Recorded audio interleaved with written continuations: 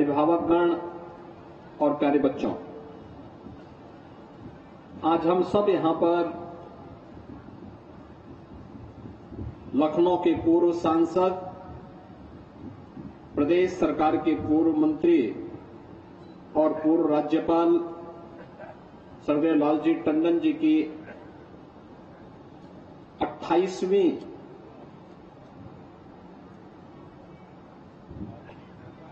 पावन जयंती कार्यक्रम के अवसर पर यहां पर एकत्र होकर के उनका स्मरण कर रहे हैं। टंडन जी की स्मृतियों को जीवंत बनाए रखने के लिए लालजी टंडन फाउंडेशन ने अनेक सामाजिक कार्यक्रम आगे बढ़ाए हैं। उन्हीं कार्यक्रमों की श्रृंखला में आज यहां पर सरदेव टंडन जी की मूर्ति का अनावरण और नए संकाय का नामकरण सरदेव टंडन जी के नाम पर अभी संपन्न हुआ है। मैं इसके लिए फाउंडेशन को और कॉलेज प्रशासन को हृदय से धन्यवाद देते हुए स्वर्गीय लालजी टंडन जी को उनकी स्मृतियों के लिए नमन करते हुए अपनी विनम्र श्रद्धांजलि अर्पित करता हूं। हम सब जानते हैं, जीवन में महानता का मानक ऊपर से नीचे नहीं होता है। कोई व्यक्ति जब शून्य से शिखर की यात्रा को अपने पुरुषार्थ से, अपने परिश्रम से प्राप्त करता है, यही उसकी महानता का मानक तय करता है। आप सोच सकते हैं, लखनऊ नगरपालिका और नगर निगम के पार्षद के रूप में जो यात्रा उन्होंने प्रारंभ की, भारतीय जनसंघ के एक सामान्य कार्यकर्ता के रूप में जो यात्रा उन्होंने प्रारंभ की, एक विधायक के रूप में, एक मंत्री के रूप में, लखनऊ के लोकप्रिय सांसद के रूप में, सरदेव अटल जी की विकास की लाइन को आगे बढ़ाते हुए वे अनवरत शून्य से शिखर की यात्रा को आगे बढ़ाते रहे। और राज्यपाल के रूप में भी जब लखनऊ से उन्हें पटना जाना पड़ा तो मुझे एक बार राम जानकी विवाह के अवसर पर जनकपुर जाना पड़ा था। तो जनकपुर से मैं रात्रि के लिए पटना ही आया था और उस दौरान राजभवन में उनकी आत्मीयता को लखनऊ में तो हमने महसूस किया ही था, लेकिन जब राजभवन पटना में थे उस दौरान भी उनकी आत्मीयता वहां देखते हुए बन रही थी। और मैं देख रहा था लखनऊ के कई लोग वहां राजभवन में मुझे मिले। तो मैंने टंडन जी से यही कहा था, मैंने कहा भाई आप तो राज्यपाल बिहार के हैं, लेकिन पूरा राजभवन लखनऊ के कार्यकर्ताओं से भरा पड़ा है। उन्होंने कहा कोई छोड़ता नहीं तो मैं क्या करूं, या तो मुझे बार बार लखनऊ आना पड़े, नहीं तो ये सब पूछ करके आ जाते हैं कि मैं पटना में हूं, आ जाते हैं, कार्यकर्ता हैं, पूरा जीवन भारतीय जनता पार्टी के लिए और लखनऊ के लिए इन लोगों ने समर्पित किया है, तो इनको मुझे अपने साथ बैठाने में परिवार जैसा अनुभव महसूस होता है। और इसीलिए वह आत्मीयता वहां पर भी देखने को मिल रही थी। पटना के बाद वे भोपाल गए। भोपाल में भी उनके मन में वही आत्मीयता थी। जो भी कार्य जब भी टंडन जी को दिया गया, उन्होंने पीछे मुड़कर के नहीं देखा। श्री राम जन्मभूमि आंदोलन के दौरान प्रदेश सरकार के मंत्री के रूप में अयोध्या के मामलों के प्रभारी मंत्री भी टंडन जी ही थे। और आंदोलन का कर्म किस रूप में उग्र था, आप अनुमान कर सकते हैं। उस समय कार्यसेवकों के बीच में, पूज्य संतों के बीच में समन्वय बनाते हुए सरकार कैसे कार्य करेगी, यह भी देखना, अनुभव करना अपने आप में अत्यंत ही एक नए अनुभव का सृजन करता है। लेकिन जो भी दायित्व जब भी दिया गया, कुंभ का दायित्व प्रयागराज में उनके समय में, अलग अलग समय में कुंभ के आयोजन हुए थे और कुंभ में भी उन्होंने संतों के सानिध्य में कुंभ की व्यवस्था को अच्छे बनाए रखने के लिए जो कार्य उस समय आगे बढ़ाया था। 2019 में हमारी टीम को जब खन्ना जी के नेतृत्व में कुंभ के आयोजन का अवसर प्राप्त हुआ, तो खन्ना जी को भी टंडन जी का वो अनुभव उस समय उनके उपयोग में आया और कुंभ 2019 का आपने देखा होगा कि अपने आप में एक नई आभा के साथ दिव्य कुंभ और भव्य कुंभ के रूप में देश और दुनिया के अंदर छाता हुआ दिखाई दिया था। आज जब हम श्रद्धेय टंडन जी का स्मरण कर रहे हैं, इस कालीचरण महाविद्यालय के साथ में उनका एक लंबा जुड़ाव रहा है। इस संस्थान का अपना 118 वर्षों का इतिहास है।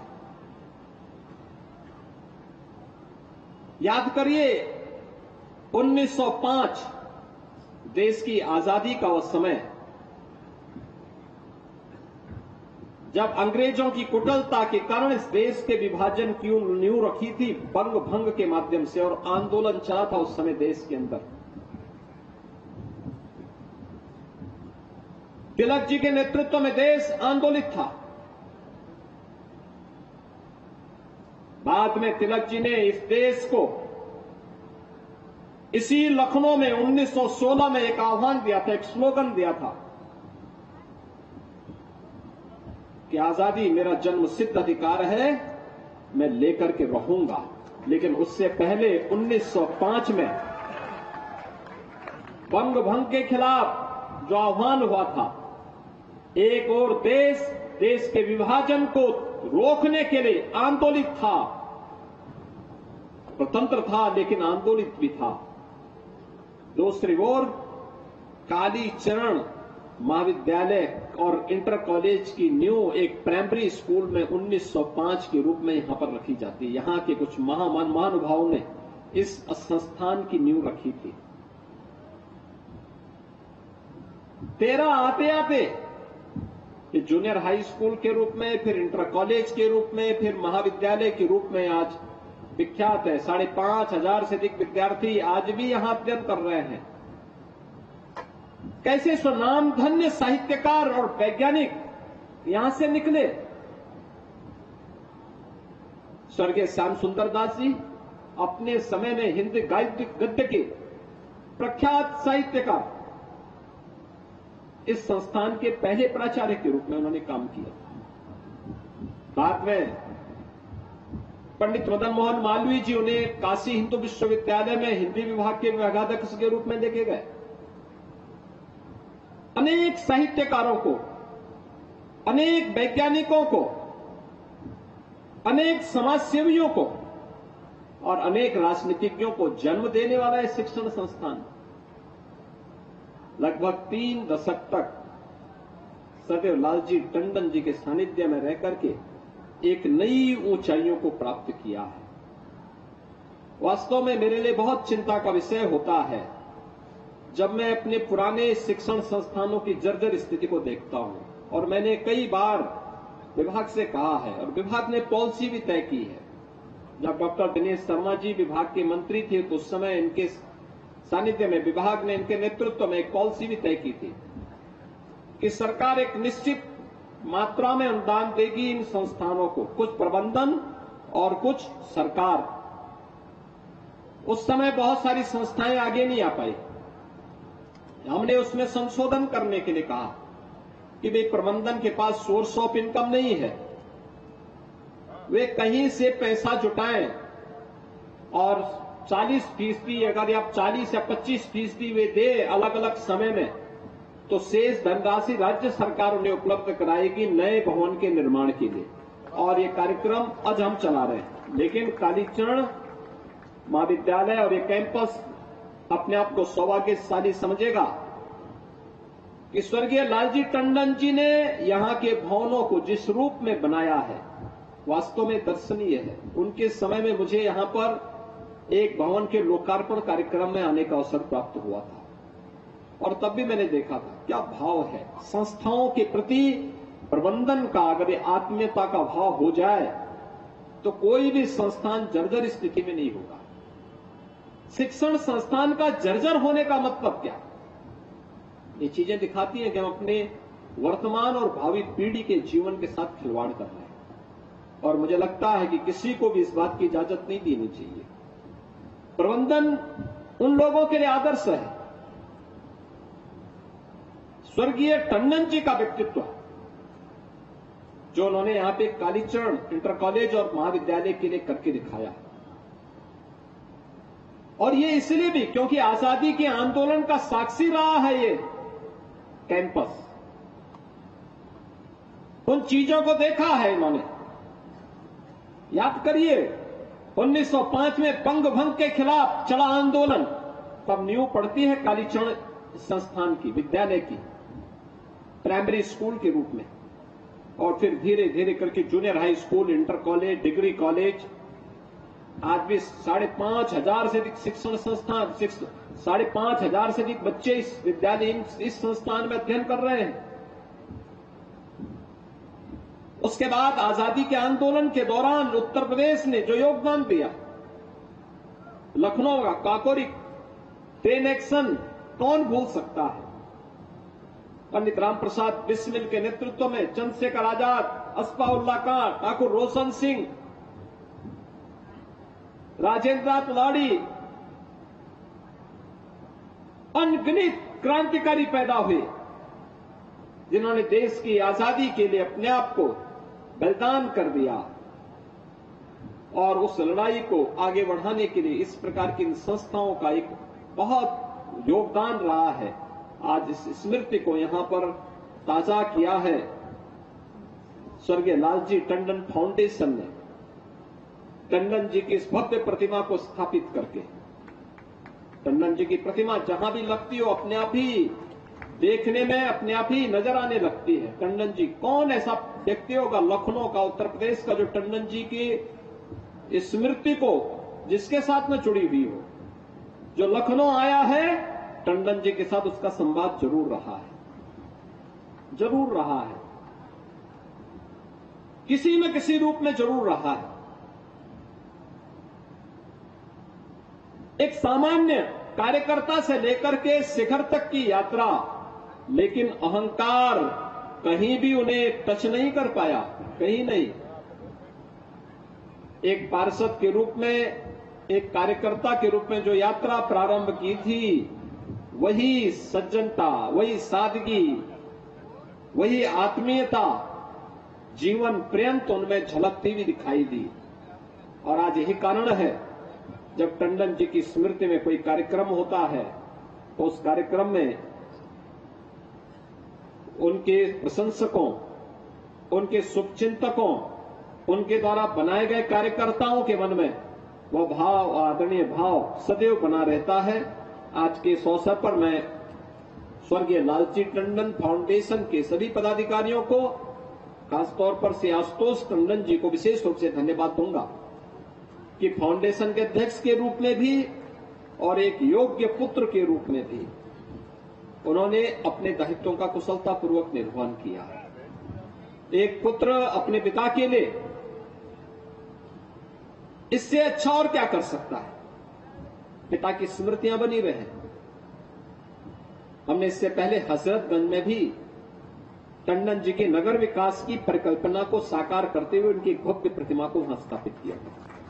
आज भी जब वहां से मैं गुजरता हूं, टंडन जी का हंसता हुआ चेहरा फिर से हम लोगों के सामने आ जाता है। आज कालीचरण महाविद्यालय के साथ जुड़ी हुई उनकी स्मृतियां इस महाविद्यालय के नवीनीकरण के लिए, नए भवन के निर्माण में किए गए उनके योगदान और समय समय पर उनके दिए गए योगदान के कारण आज उनकी प्रतिमा का यहां स्थापित होना और नए भवन का नामकरण स्वर्गीय लालजी टंडन जी के नाम पर स्थापित होना, टंडन जी की स्मृतियों को जीवंत बनाए रखना और प्रबंधन के प्रति मैं इसलिए धन्यवाद दूंगा कि उन्होंने अन्य लोगों के लिए एक मानक तय किया है। ये कार्यक्रम होना है और उनके नाम पर इसलिए होना है क्योंकि टंडन जी ने जो योगदान दिया है उसके प्रति कृतज्ञता ज्ञापित करने के लिए ये भवन का नामकरण हम लोग कर रहे हैं। ये कृतज्ञता ज्ञापित करने का एक तरीका होता है, यही तो हम भारतीयों की पहचान है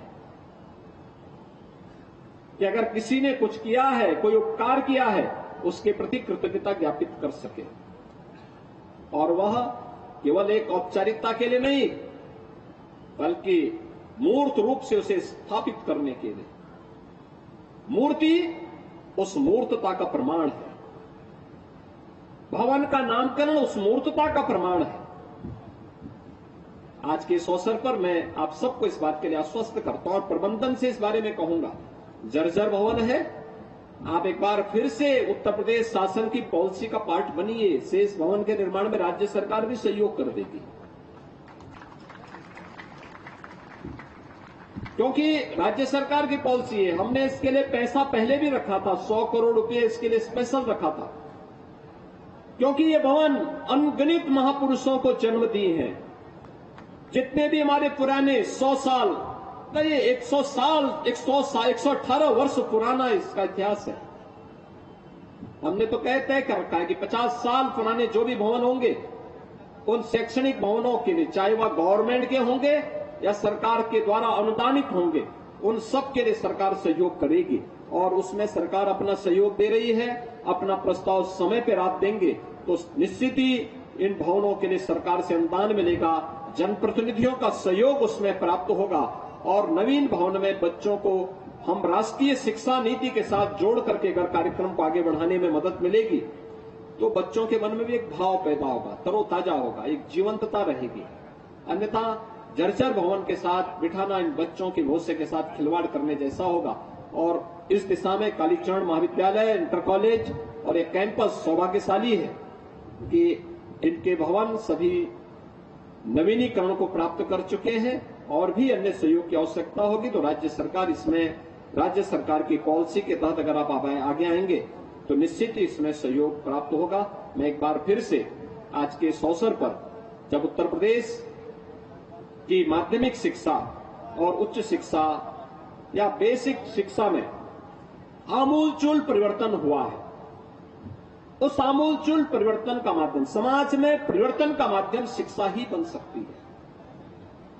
शिक्षा के क्षेत्र में जितना हम करेंगे, जितना योगदान देंगे, उतना ही परिवर्तन जीवन के प्रत्येक क्षेत्र में आता हुआ दिखाई देगा। आज उत्तर प्रदेश में जो परिवर्तन आया है इसमें शिक्षा इसका मूल है। शिक्षा के क्षेत्र में किया गया योगदान वो वास्तव में सदैव स्मृतियों को तरोताजा बनाए रखने के साथ साथ ही अमरत्व को प्रदान करने का एक माध्यम बनता है। स्वर्गीय टंडन जी की स्मृतियों को एक बार फिर से नमन करते हुए मैं फाउंडेशन को धन्यवाद देता हूं, प्रबंध तंत्र को धन्यवाद देते हुए विश्वास करता हूं कि कालीचरण महाविद्यालय का प्रबंध तंत्र स्वर्गीय टंडन जी के आदर्शों को अंगीकार करते हुए इस महाविद्यालय और इंटर कॉलेज और इस पूरे संस्थान के विकास के लिए इसी तन्मयता के साथ कार्य करेगा। आप सबके प्रति मेरी शुभकामनाएं। धन्यवाद। जय हिंद।